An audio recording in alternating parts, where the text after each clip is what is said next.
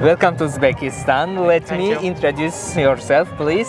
What is your name? My name is Aniket Chaudhary and Varun Verma. Pooja.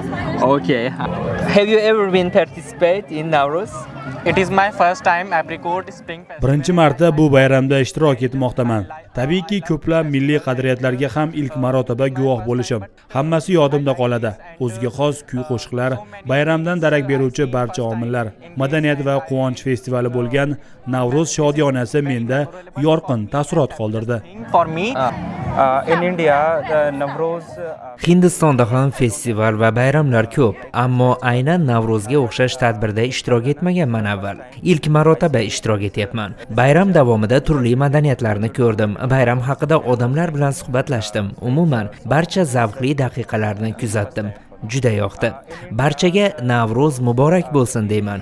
Boshqa hind do'stlarim ham bayramda qatnashishlarini juda ham istar edim. Fargana, this is my first time. My image is like very beautiful Uzbekistan. Bu ayyom haqidagi tasavvurlarim juda yorqin va chiroyli. O'zbekiston va o'zbeklar haqida darak beruvchi go'zal bayram ekan Navro'z. Qolaversa, geografik jihatdan hamma mamlakatlarda ham bahor fasli bo'lavermaydi. Shu ma'noda Navro'zda bu faslning go'zalligi, daraxtlarning gullashi hayratimizni oshiradi. Hammasini so'z bilan tushuntirib bera olmayman. O'zbek xalqining mehribonligi va oliyjanobligi biz uchun juda yoqimli. Navro'z bilan barchani qutlayman. Sizlarga baxt va omad tilayman. Everyone for your festivals. We are happy here and we are enjoying.